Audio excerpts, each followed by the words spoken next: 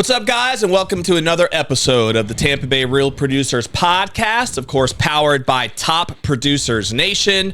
This, of course, is the podcast that is made for top producers, with real producers, and with none other than Tampa Bay's real producers. And we have a guy today that this has been long overdue, all right? We should have had you on probably back in our first episode, I have a feeling. That's okay. Way back in the day.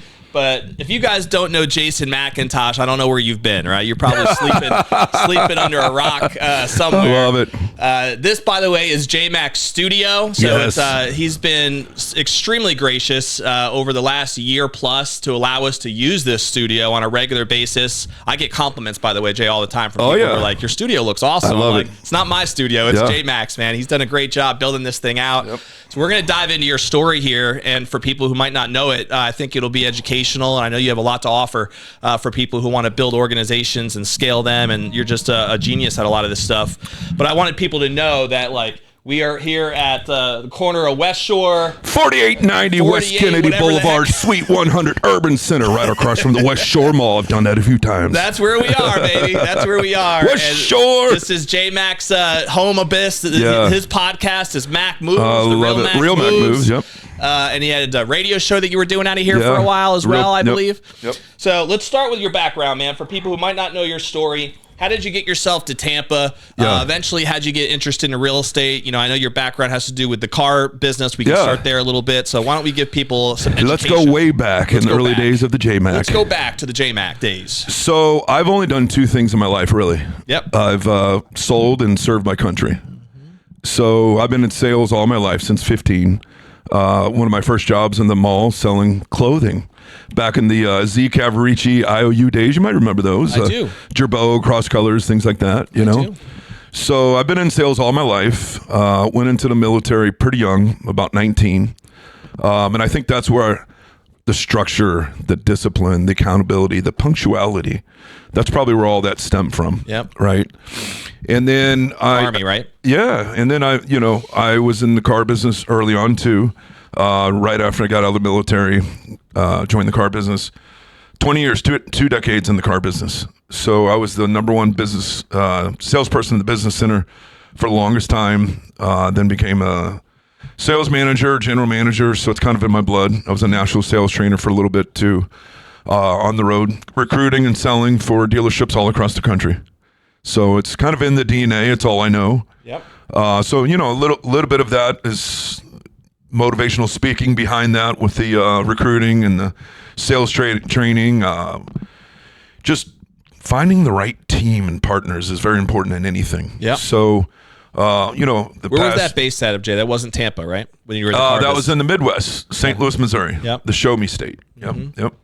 That's where it all began. Yep. That's where my sales career began. And then when I went there with the family a couple summers ago, you gave me a couple of Yes. stops to check out, and we took your advice. The barbecue, did you make it to Ted Drew's? The custard? No, you didn't make it there. didn't. That's the one next time you go back. But yeah, we did not. The pizza, thin crust. The pizza place. The Hill, you went to the Italian, the Hill? The Hill, yeah. There was a couple other like touristy things that you told us to check out that we did. Yeah. So it was a fun trip, man. We appreciated the help. Absolutely. No doubt. You'll have to make it back. So you were crushing it in the auto business. Yeah. And then at some point you decided that you wanted to leave.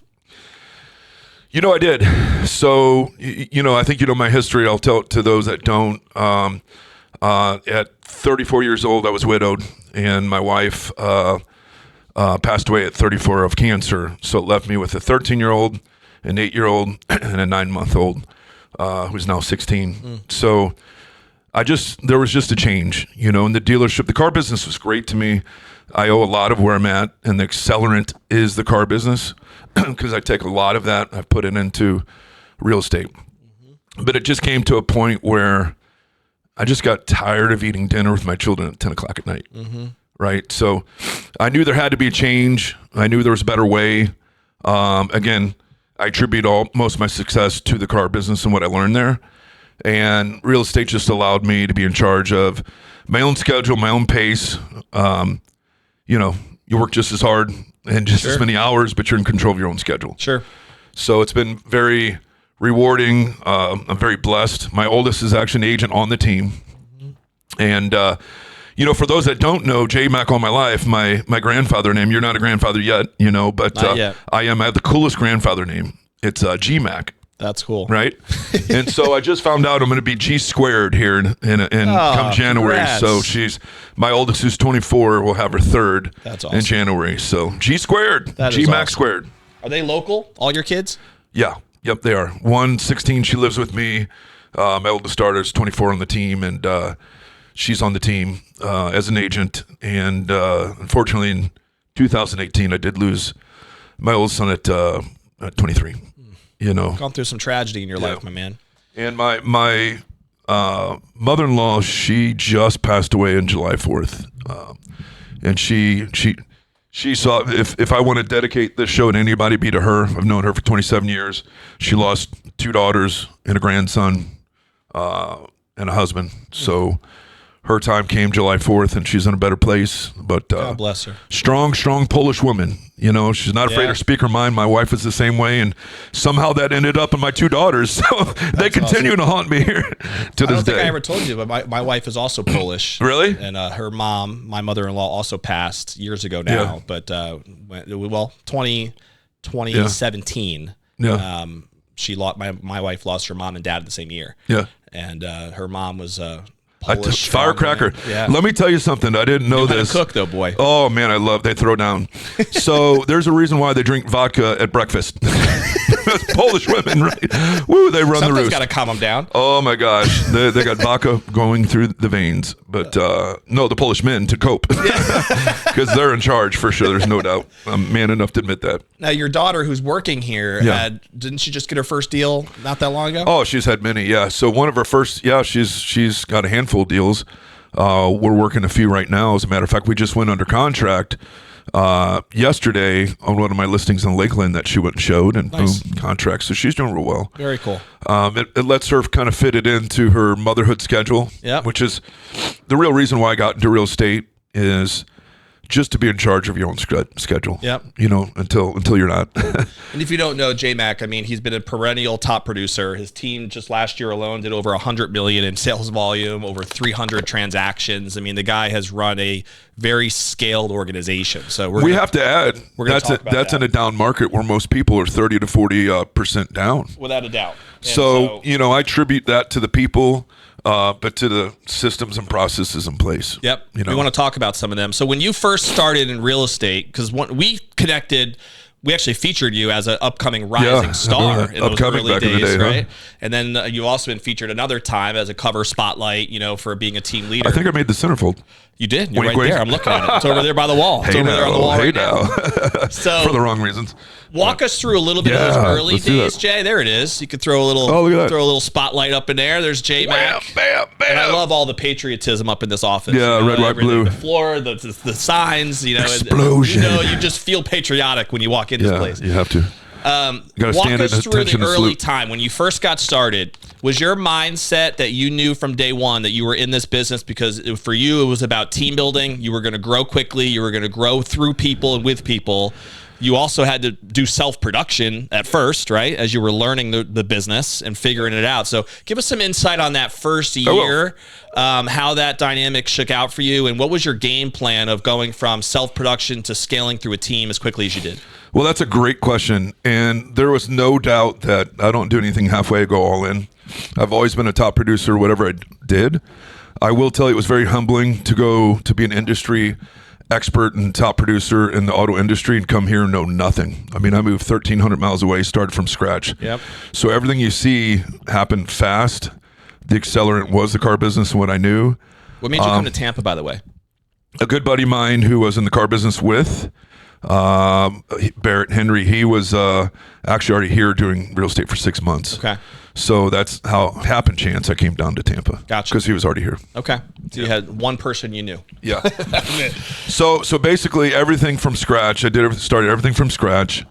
Did I know? Well, let me tell you, there were some dark hours and lonely days. For the first 6 months in the business, I chased. I didn't farm. I got in the car and drove. Mm-hmm. So people that do the math before they get in the car, that their mindset's wrong, right? So you got to do this with a servant mentality, and this is a very relational business, not a transactional. So too many people trying to count the money, it's people over paycheck. Yep. People over paycheck. If you put that person in front of your own needs and you have a fiduciary duty to do that, the money's going to follow. So all I did was do what I already know how to do, right? And I just served the people. And then it just blew up from there, right? So I did have, I started a team. When you said you chased, give me insight. What does that mean? You were cold calling FISBOs? Yeah, I was cold calling FISBOs, door knocking. We called that cat calling back in the day. Meow, meow, right, meow. And I mean, listen, when I did start buying lead gen, I was living in Tampa off Gandy, and I asked at the time, where can I get the most bang for the buck? Because it was sold out everywhere locally. Spring Hill and Hernando. So I used to go 70 miles one way just for lead on a maybe. So, you are in charge a lot of your own destiny. So if I hear no, it just means I haven't given them enough information. So, a lot of sales is educating your client and giving them options so they can make an informed, intelligent decision. No doubt. Right? So you have to always put your own, their needs ahead of your own needs. And it just came real natural. So did I know it was going to happen? Absolutely. Did I set up for it to happen? Absolutely. But boy, did I struggle in the beginning. It was scary. Do you remember what that results looked like in your first year? How many transactions, volume? Oh yeah. My first year, on team level, we did probably, I would say, between 50 to 75. So how quickly did you start building a team? So I started the team at the late of 2018. So 19, 20, 21, 22, 23. I'm in my 6th calendar year as a team. And from the time you got licensed when? I was just 2015, September 2015. Okay. So you didn't build a team for 2 years then. Right. You were self-production for 2 years. I had a team, like a partner, so we ran a team together. Okay. Tried a few different people. And I'm a very type A. I'm an Aries, so I have a real problem with authority. So that's why I didn't make it in the military. God bless America. Tough place to be if you have a problem with authority. Yeah, so I had to do my own thing on my own rules, my own terms, because I like to think I know what I'm talking about, what I'm doing. So I let my gut and my experience, and if I'm going to take the risk and the impulse, I want the rewards, right? But then it gets to a point where you can share that with others. So I pride myself on having a very plug and play organization. Yeah. Right. So you don't have to struggle because I have. Right. You don't have to pay the dumb tax because I paid plenty. Right. So just it's working. I don't have to prove it. It's already working. So if you just Google military relocation, top agent, top realtor, wherever you're at in the country, the McIntosh Group shows up page 1. No so, doubt. I don't have to say I'm an expert. The audience does. When you have over 500 reviews, you have presence online, your audience has told the story for you through your hard work and dedication. Was your mindset, Jason, that you knew from the beginning that you were always going to be in this to build a team? Absolutely. 100%. No so doubt. that was always part of the game plan, right? Always. I mean, I ran dealerships where, I was the person that, gave the meetings, motivated the people, hired the right people, the training. So, yeah, I wasn't going to go backwards. Yep. That's all I know. Yep. Yeah, you're not in self-production any longer, or am I wrong? No, I'm not in production. Okay. The only time I do production when is did that transition happen? If it's like a client that I've had in the past, then I'll help them. But I would say when the team got so big, it's a full-time job just to run the team. So I don't have time to be out there in the field. No doubt. Right? So that happened pretty early. At some point, you actually stop serving your team if you're spending too much time Absolutely. doing it. Yeah. Absolutely. That makes sense. So I would say pretty early on. So it's been years since I've been in production. Okay. Years. And so let's talk a little bit about the process of scaling an organization and a team like you've been able to do. Because I know that one of the things that you take a lot of pride in is obviously the success of your people, but you also talk a lot about the importance of your systems, right? Yeah. And so for anybody out there whose goal is to try to grow, right? Try to scale the way you have and as quickly as you have, what are some of the systems that have really been critical for you to see the traction that you've been able to get to support you? Things that you maybe wish you could have done earlier, or if you're looking back, probably would have done or instituted this quicker. What are some systems that resonate with you that were really critical? Well, first I'll start by saying before we get into that, as a business owner, you're not running a business unless it can run itself without you. So, you should be able to go away for a week, a month, and your business still runs. So if it isn't, your business is running you, number one. Number two, that's a great question. I don't regret anything that I've done because those mistakes have led to other paths and decisions and adjustments. So the one advice I have is fail forward. I think someone wrote a book, Fail Forward, because you're going to learn from those successes. If you never fail, then you're not going to be as smart, not as seasoned, and you won't have the wisdom. Let it out. And if you've never failed, you just lied. So embrace your failures. Don't be... Especially in sales. Yeah. Real estate, sales. I mean, you have to learn from every single failure in this industry. Yeah. Or else you just don't have the mindset to be here. Yeah. And don't think that you're too good to fail. Embrace the failure. Be proud of it. So CRM. If CRM is the major thing, accountability. So, there's things you want to do. You want to be able to delegate. You want to automate, and you want to eliminate. Those are three things that have really helped me streamline my business. I had to get to a point where I wouldn't let go of anything. And you will doom yourself. You'll just suffer. That's career suicide. So you need to learn to let go, to grow, and to delegate. And then you look at your systems and processes. What can I eliminate, or what can I automate? If you automate, you're eliminating a lot of the noise. So, in the very beginning when I had a smaller team, I talked to every single client 100% of the time because, I had a team full of inexperienced agents. So you're doing your client first and foremost an injustice, and your agent that doesn't have the experience. If you're just relying upon them, they don't have the answers. They don't have the experience. They don't have the depth, so they don't have anything to pull from. Yep. They need to learn. So they're going to learn good habits or bad habits, one of the two. So then it got to a point in time where how many conversations can I have in a day?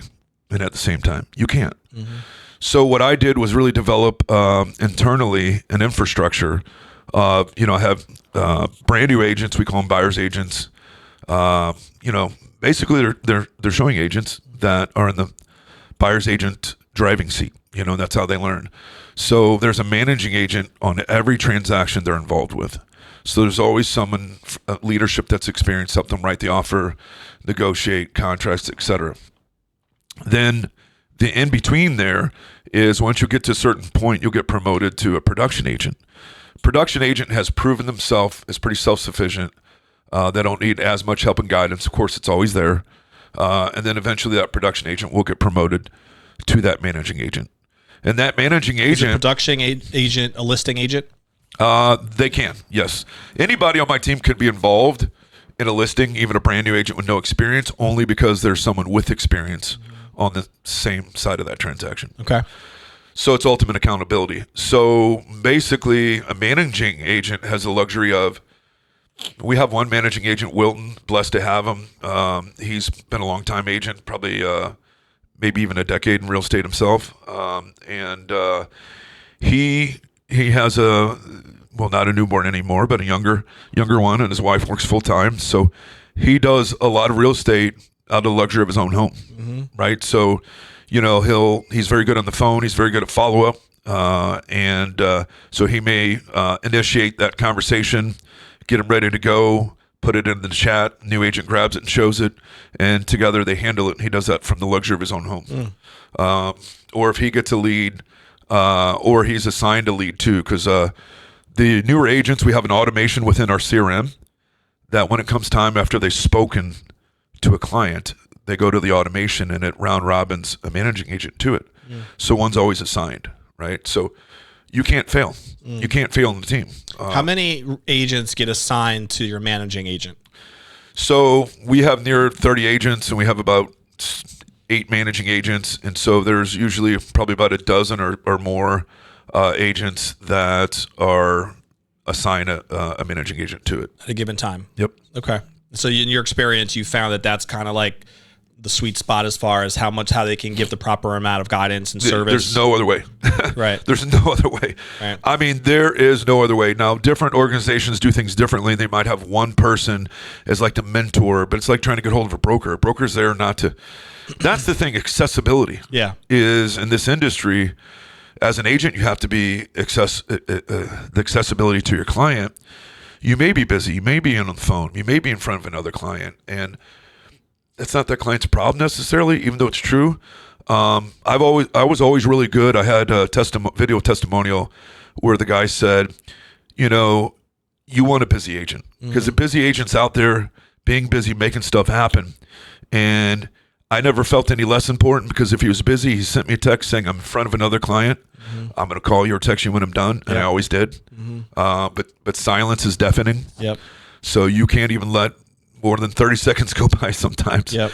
But if having a true infrastructure behind where, there's a team lead. So from team leader to director of ops to, which is Monty. And then did you create a lot of this structure through your experience in the military? Absolutely. Military and the car business. In terms of how they had, and the car business. Yeah. Yeah. That both. makes a lot of sense. Yep. Chain of command is something very important. And, gets to a point where, as a team leader, you should have staff and admin as just as important as the agents that you have. Yeah. Just as important. Because they're the backbone of the team. Yep. And so... Yeah, I was talking last night at our MVP social with Tony Baroni, and he was talking about his organization has about 28 agents right now. Yeah. But that 28 people really represents half of that is support. Yeah. So it's like he's got a 50-50 ratio of agents and support staff. Interesting. I'll tell you an interesting story about that. Number one, I had Tony Baroni on the Real Mac Moves as a guest. And one thing we didn't talk about, when I first got here, I remember being very humbled because it was brand new, it was hard, it was difficult. So anybody that's made it in this industry, I know what it's like, because I came down here 1,300 miles, started this from scratch, didn't know anybody, struggled, and I was in awe of some of these people's names that I would see everywhere. Yeah. Tony Baroni was one of them, right? So it was at some point in time, so here's what you can't do. You can't choke on humility. Yeah. You can choke on pride. Yep. So I was in awe of all these people, looked up to them, and even when a lot of them I put in my rearview mirror, I didn't look up to them any less. Yeah. Right? Because it's the endurance. It's just not everybody sets out to build the biggest teams. And there's I wouldn't wish this upon a lot of people either, but it was a lot of hard work to get here. But the reward is when you've instilled so much in so many people and you shaped and molded them, and it runs without you. Totally. That's the real gift that keeps giving. But yeah. Jay, what would you say? I'm going to ask you this question, and then, I'm going to give you my opinion first, then ask you this question. My opinion is, from an outside perspective, I feel like one of your superpowers is your ability to make it rain when it comes to lead generation. I feel like you've really been a master of that. Now, do you think that that's a superpower that you have, or do you feel like there's something else that is really a strength? This is a great question. Yeah. Okay. Somehow I knew you were going to ask this question too. Listen, with anybody can make it rain at the right cost and expense. But if you don't have the rain gear, right, you're just going to get wet. Yeah. So you make it rain all day long. I can make it rain. We have the largest spend with one lead generation source of anybody in the greater Tampa area. And in the company, we're in the top 5 for spend. That's Zillow. So no secret. Everybody knows. So we're in the top 5 of spend for the company. Yeah. But anybody can make it rain. You can't continue to make it rain if you don't have the conversion, because you won't be able to afford to. Sure. We have a 7-figure spend, and we have co-marketing lenders, 5, which is the max you can have, and they all spend 6 figures themselves. They wouldn't continue to do that if you couldn't convert. Sure. So anybody can make it rain. Yeah. It's the conversion. So you got to have the rain gear on, which is the systems, the processes, the training, the accountability. You have to have all of that. It's awesome. The process, because the leads don't suck, probably your systems and processes do.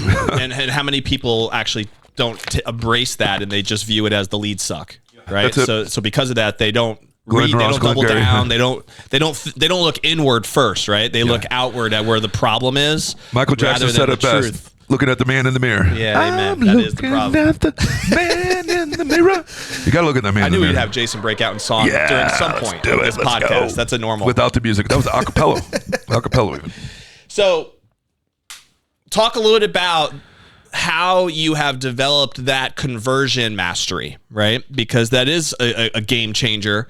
And I think, I wonder how many people are out there that have taken the opportunity to invest big time in leads at some point, not do the conversion part right, and then say to themselves, oh, it doesn't work, Zillow sucks or anything else sucks, right? Yeah. Rather than actually embrace this conversion standpoint. So if I'm an agent in your organization and I have to go through your process, right, to get good, what does that process look like? How many training classes am I going through? What am I being brought into? What's my team meeting calendar? How many times am I on calls?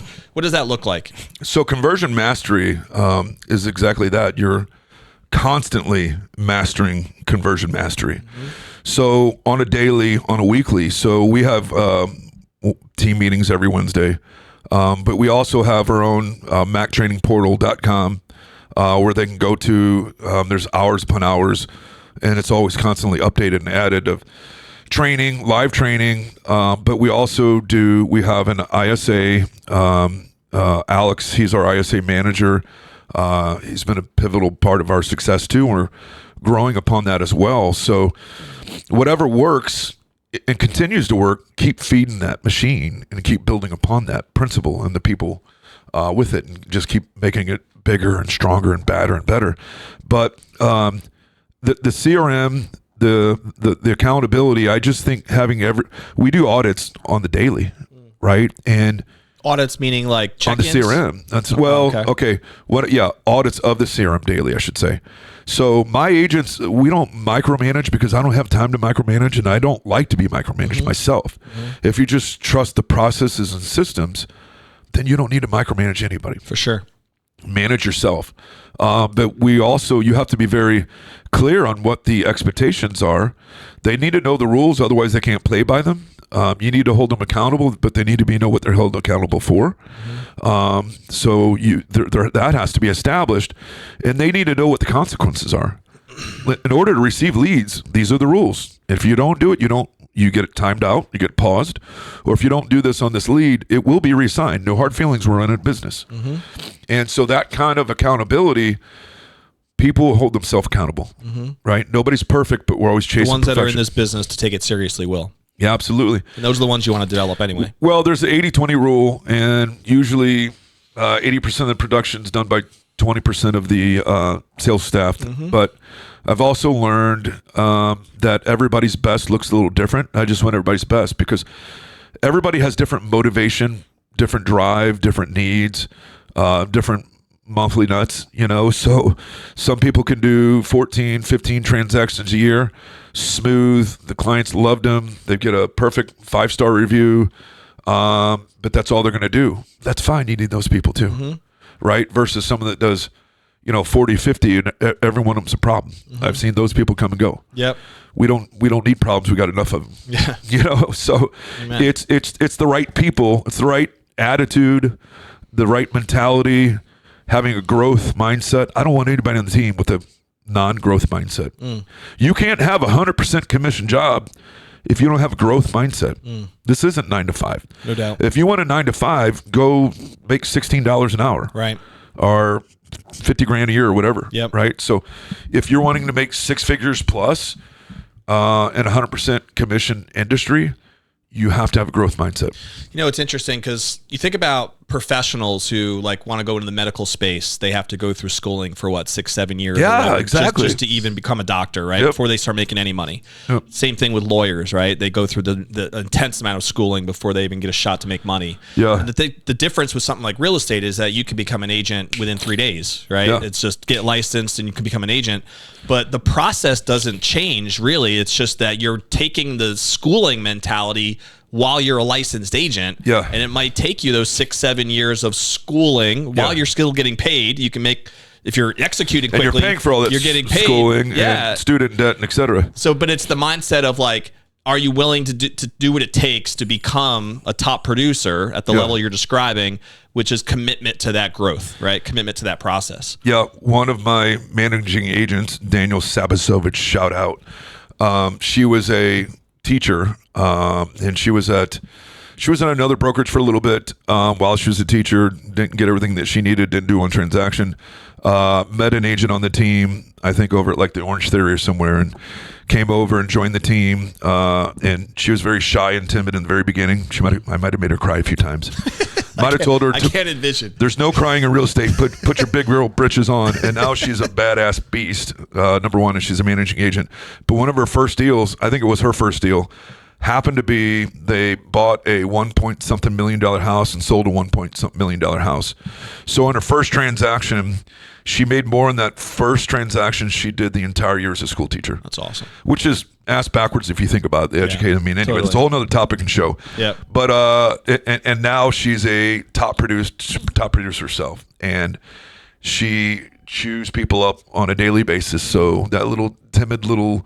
She school teacher turned into a beast that slays. So that excites me. Those kind of stories excite me. Yeah, I always ask people that are team leaders like yourself, because a lot of times there are people that I've had on the show who are amazing individual agents and they crush it as agents. Yeah. And then of course we've also had your team leaders and your brokers who crush it in that space. And really it boils down to what do you get fulfilled by more? Oh, right? yes. Do you get fulfilled more by just dealing and working deals and being the hustler and crushing closings? Yeah. Or do you get fulfilled by stories like that? Right? I like it all. I mean, the adrenaline. So every now and then I will break out the closing shoes and knock the dust off them and show them what I can do. Yeah. Right. But a lot of that in the car business, we called it a TO, a turnover. So as a team leader, you got to be willing to pick up that phone and work it out. Sure. And help the client bridge that gap. Yeah. And make sure that through your experience, and sometimes it's telling the same story a different way and from a position of authority. Yep.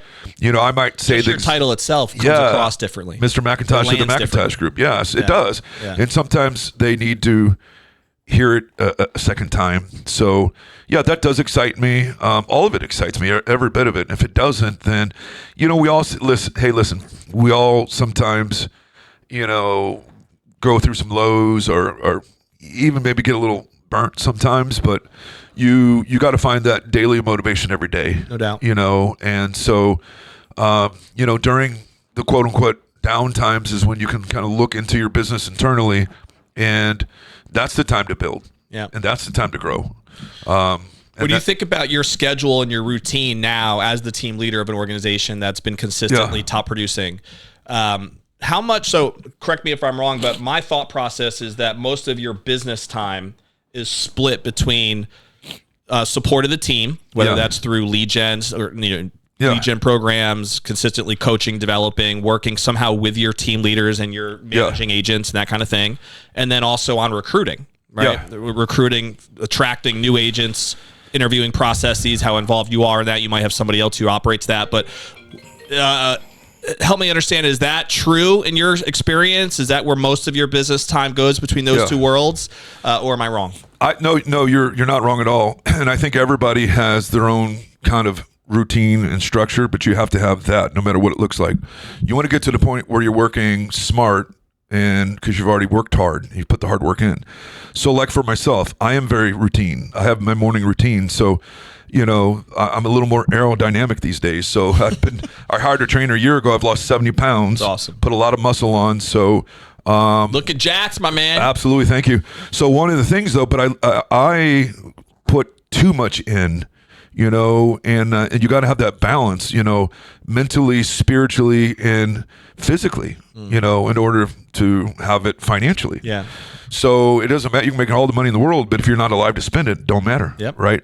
So I did turn 50 years young here in April, and I just decided one day, it's time for me to start giving to me, because you can't pour from an empty cup. So part of my morning routine is, 5 days a week, I go to that gym with a trainer, and he holds me accountable the same way I hold my people accountable, pushes me. I'm doing things I didn't think I would do, and the results are there. Yeah. And once you have those results, it becomes addicting. Yeah. But that was part of so I found that time. I didn't make excuses. I'm like, this is going to happen. I'll work my day around it. Yeah.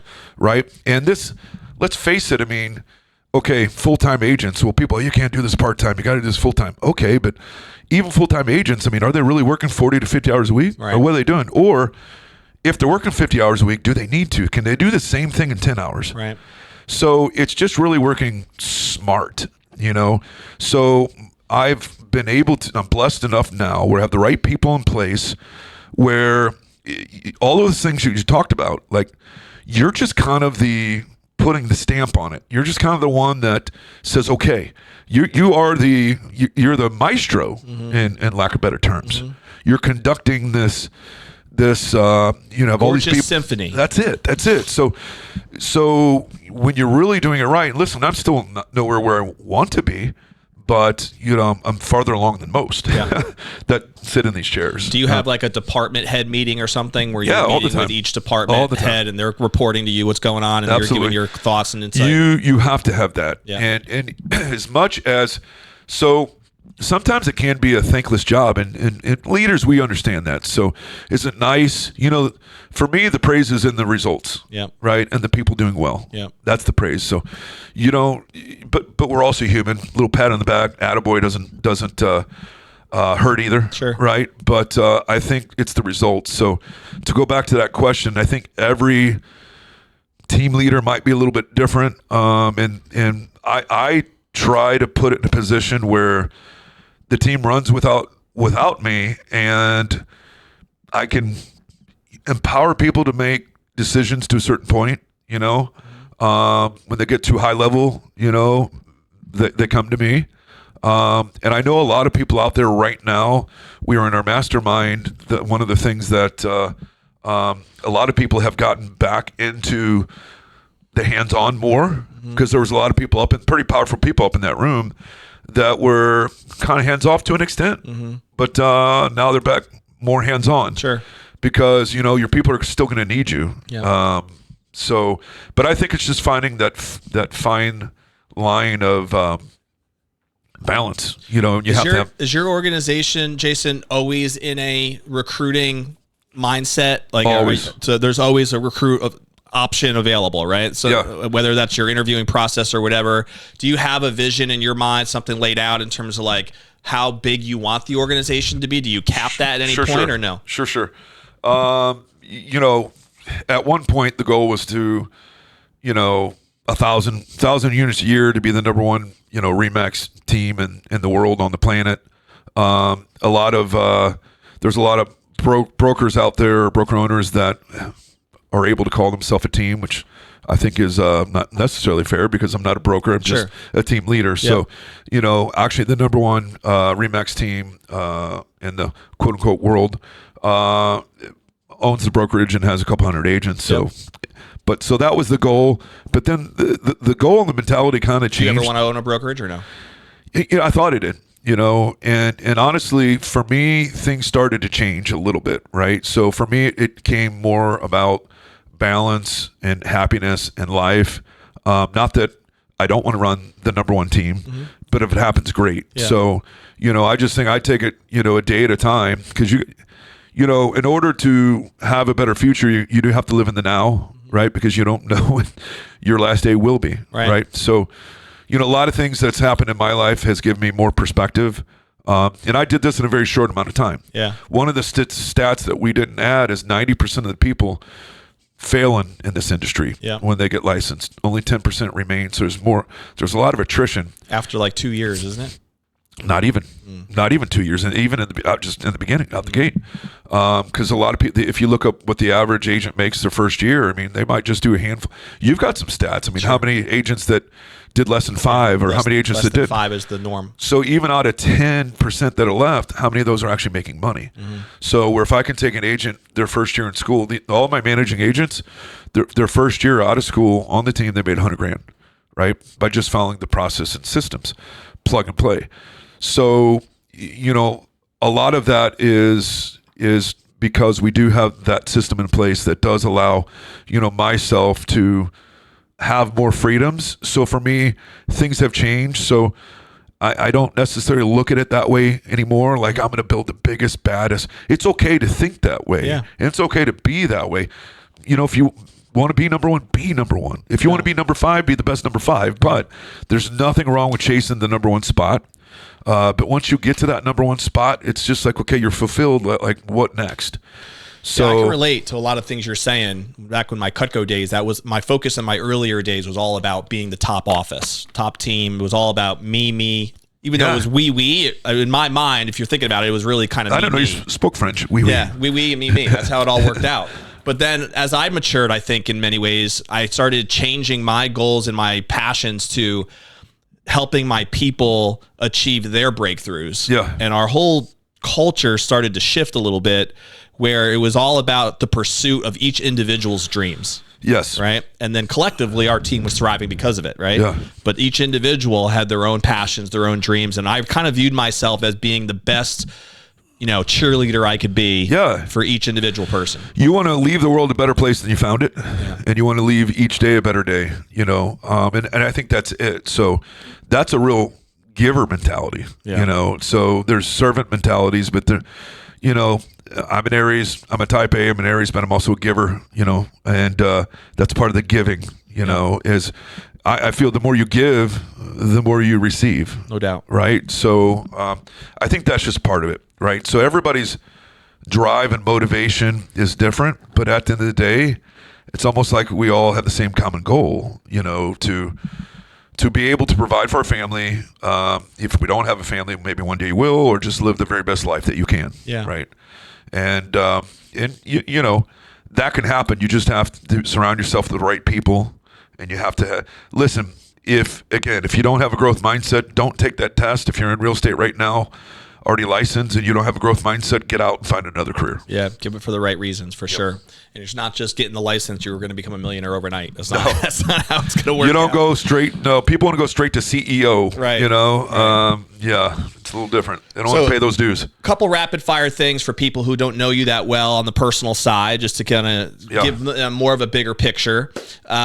What do you love to do for fun when you're just being Jason Mac, J Mac, and you're having a good time? Like what gets you fired up? Oh man, other than Christian rock bands, just so much Striper. I'm going to Limp Bizkit on August 7th. So he's a center. I like music. Speaking of music, I love music. I love live music. So any time I get a chance to go see a show, I do. I should have been a rock star, but I quit my guitar lessons. I wish dress like a rock star. Though, I do. Well, that's the other thing. So fashion. So I love to shop. I love to eat. So that's why I have to work out 5 days a week. Right. Okay. So, but I would consider. Dating anybody now? You're a single man. I'm so single. I'm seeing double and triple. No. I'm single. I'm eligible. Let's put it that way. Bachelor over here, ladies. Let me tell you. Yep. So there's looks the part. There was more of me to go around before. There's not as much of me to go around, but I think you'll find the package a little better. So I don't know what I just said, but we'll roll with it. Overall, we all know what you meant. We'll roll with it. The whole package, Jay. The whole package. We understood what you meant. The kit caboodle.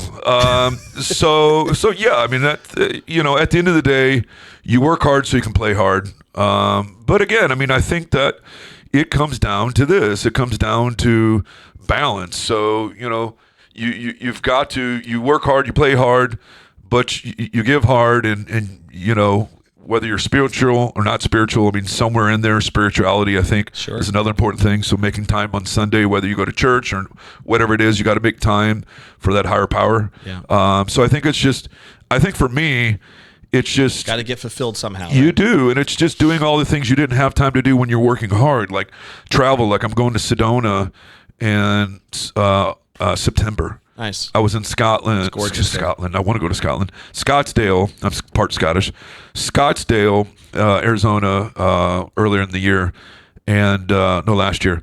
And someone said to go to Sedona, so I've been doing a lot of research on it. It looks very spiritual, right? Yeah. Some kind of vortex there or something. Something about the sun out there. Yeah, so I'm going there. So just, the bucket list, going to the places you haven't been. So travel, foodie. I like to shop, so the live concerts. Those are the things I do. Let me ask you this. Do you have a favorite book or author or podcast even that you feel like has made a huge impact on you personally or professionally? Admittedly, I need to read more. So... for me, we have people on the show who don't read at all, but they listen to audio stuff or they just attend a seminar once a year. I used to do all of that. Yeah, man. And I don't. And if that works for you, keep going. Mm-hmm. Right. So I did a lot of that, and I'm not opposed to continuing to do that. I go home, I shut the day off, and I watch this mindless TV. I do that because there's just my way of not thinking about things sometimes. You gotta zone out sometimes. So I do that. So I haven't read a book in a while. Do you have a favorite TV show or movie? I got lots of them. What's one? So Well, the House of Dragons on, so I watch that every Sunday. The drama's real. There's the Jeremy Renner. He's the mayor of Kingstown. That's really, really good. And then I'm drawing some blanks on some of the other ones. But there's a lot of good shows. So I do streaming. You're a streaming guy. Streaming guy. Got a favorite food? Pretty much everything and anything. If a young lady wants to ask you out on a date. Here's the thing. It's going to win your heart. Here's the thing. I'm near and dear to the turf, not the surf. I don't do seafood, believe it or not. Okay. I don't eat fish. I don't do the cockroaches of the sea. I don't do You're lobsters. You're a meat and potatoes guy. That's it. I'm Midwesterner, salt of the earth type people. That's it. No fish for me. I get it, man. But I'll eat everything else. Yeah. Everything else. Burns is a pretty good steak and potatoes type place. I mean, hey, amen. Bad. We're not that far from there now. Not bad at all. All right, my man. So unfortunately, we're out of time. I know. I feel like we can talk for a lot about so many different topics. So to be continued on the next episode. We will for sure. And I apologize for not getting you on this show earlier. No, you come to see. Whoa, here. Warmed up. Yes, so we did. Normally I sit in that. See, we worked out the kinks first. It took a little while. It took a while. I'm fashionably early. It took a while for us to actually start to get some traction and figure this whole thing out, but I'm glad we finally got you on at the right timing. Everything happens for a reason, man, at the right moment, right? So it was time to have you on. Let me ask you this, though. Ask away. Some of this is going to be contemplative based on some of the conversation you've already had. When you do sit back that day, Jay, and you're on that rocking chair and you're thinking about your legacy, right? Yeah, do a Cracker Barrel. What do you think you'd want to be most remembered for? What would be most important to you in terms of your legacy that you'd want to be most remembered for? To be remembered is not to be forgotten, and I think that it's just, man, that guy cared, and man, I owe everything to where I'm at because of what this man put in place, and that it will continue, and it will keep going. When I'm dead and gone, it will keep going, right? And so, to me, that's the legacy: is leaving the world a better place than you found it. And if you can put anything into people and instill that into them, where they can instill it into their generation, the next generation, and it just keeps getting passed down. I mean, that's it. No doubt. That's it. So. Well, you've been doing that, man. I think your agents speak a lot. Obviously, speak very highly of you. They better. Making it rain. They get fired if they don't. So. If somebody wants to reach out to you, J Mac, and just pick your brain, because there's been a lot of nuggets that you've thrown out here that I'm sure people would love to follow up on. Yeah. And if somebody wanted to have a conversation, or even an agent out there who's looking for a great team leader, doesn't feel like they're getting the support that they want with where they're at, and they might want to pick your brain and talk to you about what it might look like to even join your team, what's the best way for someone to reach you? Well, pick what's left of it, but I'll give out my personal digits. It's 813-703-0683. They can come stop by the office, 4890 West Kennedy Boulevard, Suite 100, Urban office, Center. By the way. Beautiful office. Right across from West Shore Mall. And West Looking Shore. at Bank of America right here. That's it. Right next to the Publix. And there is actually an Indian restaurant in that BP gas station there. Okay. I've eaten there. It's very spicy. I love spicy, though. It's very good. Interesting. I'm not a huge fan of usually eating in gas stations, but I know. Don't knock it till you try it. Yeah. All right, my man. We're going to put a bow on the episode. Yes. And the way we always do that is with a challenge to the audience. Oh, boy. So whether you're watching the live stream, you're watching or listening on any of the 15-plus podcast platforms that we're on, at this point, I hope that you can grab at least one nugget from this conversation today with J-Mac that will allow you to propel your business forward, or even yourself personally. We went through a lot of different things. Jason talked about his early days of struggling, and you might be somebody who's going through that right now, right? He talked about his mindset of being determined and just driving after that initial result and getting the business that he needed to get, and how quickly he was focused on building and scaling. Maybe you're somebody who wants to grow a team, and you're in those early throes of it, and you're trying to figure out that balance. Simply reaching out to somebody with the experience of J-Mac might be a great step in the direction of getting you to the next level. Possibly you have to work on, your processes, your systems, some of the things that he talked about that have helped him grow. It helped him scale, and that might be something you need to, really commit to and get to the next level. But do something. If you're listening to this podcast, and by the way, if you don't click the button to subscribe to the podcast, you're not going to get notified when we have new episodes that come up. So please do that, so that when we drop a new episode, which is every Friday, you will be notified every time we have a new one. But take action. Take one action step that's going to propel you forward so that the time you invested in listening to this and watching this will be worth it. And that's really what we're committed to and what this is all about. We, of course, will see you on our next episode of the Tampa Bay Real Producers Podcast, which is powered by Top Producers Nation. Check out topproducersnation.com if you're an agent out there who feels like you want support in becoming a top producer. We can help you on that journey, and we will see you later.